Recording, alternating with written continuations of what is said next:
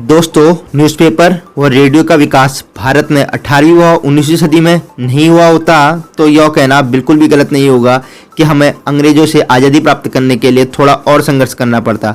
आज की वीडियो में हम आपको न्यूज़पेपर व रेडियो का भारत में विकास व भारत की आज़ादी में योगदान के बारे में बताएंगे। वीडियो को शुरू करने से पहले स्वागत है आपका आपके अपने channel information and fun channel में। अगर आप चैनल पर नए हैं तो चैनल को सब्सक्राइब जरूर करें और वीडियो पसंद आए तो लाइक जरूर करें और वीडियो को ज़्यादा से ज़्यादा शेयर करें। चलिए वीडियो की तरफ बढ़ते हैं। भारत का पहला न्यूज़पेपर अंग्रेजी में पब्लिश हुआ था, जिसे उस समय ब्रिटिश इंडिया के वाइसराय जेम्स हिकी द्वारा पब्लिश किया गया था। ब्रिटिश इंडिया की राजधानी उस समय कैलकाटा थी और यह अखबार वहीं पब्लिश हुआ था। इस इंग्लिश न्यूज़पेपर का नाम बंगाल गैजेट था, जो 1780 में पब्लिश हुआ था। बंगाल गैजेट एशिया का पहला अखबार था। अंग्रेजों ने इसका उपयोग अपने व्यापार को और बढ़ाने के लिए किया, क्योंकि उस समय समुद्री मार्गों की जानकारी सिर्फ पेपर से ही मिल पाती थी और कौन सा मार्ग खुला हुआ है इसकी जानकारी भी सिर्फ न्यूज़पेपर से ही मिल पाती थी। इसमें भारत में हो रहे अंग्रेजों द्वारा किए गए अत्याचारों पर कोई प्रकाश नहीं डाला जाता था और उसकी कोई जानकारी भी नहीं छपी होती थी। बंगाल गैजेट के साथ कुछ इंग्लिश अखबार और छपा करते थे, जैसे the Hindu times, national Herald, Mumbai mirror. ये सभी पेपर भी इंग्लिश में ही छपा करते थे। भारतीयों के लिए कुछ समय बाद थोड़ी राहत तब मिली जब कुछ उर्दू व कुछ बंगला अखबार पब्लिश होने लगे, लेकिन इनका दायरा भी सीमित था, क्योंकि बंगला अखबार को पढ़ने के लिए बंगला आनी जरूरी थी व साथ ही उर्दू के लिए उर्दू आनी जरूरी थी। तो यह अखबार भी कुछ ज़्यादा समय तक नहीं चले।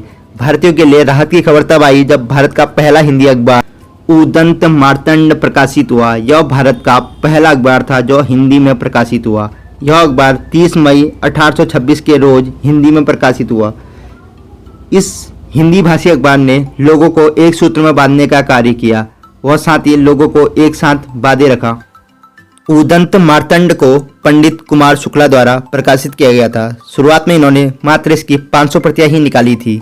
यह एक तरीके का समाचार पत्र न होकर लोगों की आवाज बन चुका था। इस पेपर के आने के बाद लोगों में काफी क्रांतिकारी परिवर्तन आए। कुछ समय बाद आर्थिक तंगी के कारण 18 दिसंबर 1827 को यह समाचार पत्र बंद हो गया।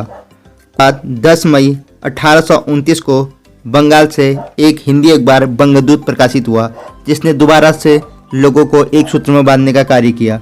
कुछ समय बाद श्याम सुंदर सेन द्वारा कोलकाता से समाचार सुधावर्षण का प्रकाशन किया गया। यह समाचार सुधावर्षण जुलाई 1854 को प्रकाशित हुआ था।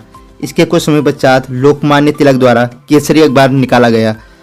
उसके कुछ समय पश्चात लाला लाजपत राय द्वारा वंदे मातरम, जिसने लोगों में एक क्रांतिकारी परिवर्तन ला दिया।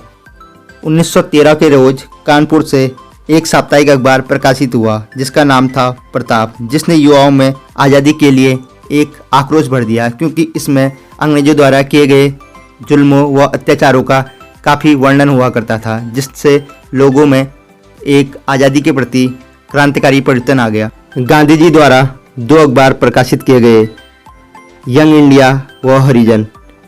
आज के दौर में प्रेस जितना स्वतंत्र दिखाई देता है, यह उस समय उतनी ही चुनौतियों भरा व पाबंदियों भरा था।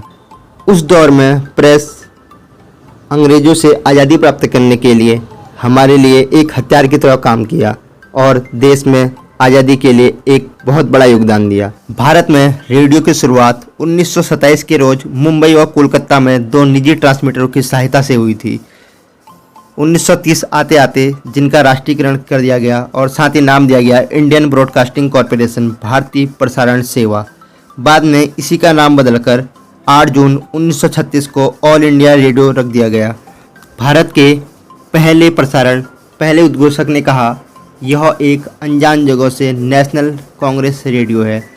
भारत का पहला ट्रांसमीटर 10 किलोवाट का था, जिसे शीघ्र ही नरीमन प्रिंटन ने कुछ और सामान जोड़कर 100 किलोवाट तक का बना लिया था।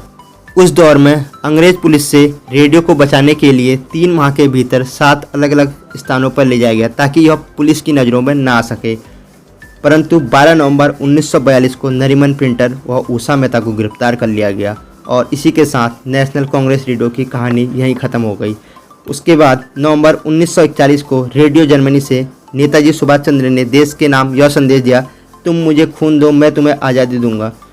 इसके कुछ समय बाद 1942 में आज़ाद हिंद रेडियो की स्थापना हुई, जो पहले जर्मनी से बाद में सिंगापुर, उसके बाद रंगून से भारतीयों के लिए समाचार प्रकाशित करता रहा। रेडियो पर पहला विज्ञापन 1923 के रोज आया था। भारत में रेडियो आने से 4 वर्ष पहले ही उसी समय ब्रिटेन में BBC व अमेरिका में NBC जैसे इंग्लिश रेडियो स्टेशनों की शुरुआत हो चुकी थी, यानी भारत से 4 वर्ष पहले ही। उसी समय भारत में मात्र 3000 लोगों को लाइसेंस दिया जाता था, जिसे तृतीय विश्व युद्ध 1939 के समय रद्द कर दिया गया और साथ ही ट्रांसमीटर को सरकार ने अपने पास जमा कराने का आदेश दे दिया। 1957 के रोज ऑल इंडिया रेडियो का नाम बदलकर आकाशवाणी रख दिया गया और साथ में वर्तमान में आकाशवाणी के पास 420 स्टेशन के साथ इसे 23 भाषाएं व 146 बोलियों में प्रसारण किया जाता है। यह अपने आप में एक बहुत बड़ा नेटवर्क है।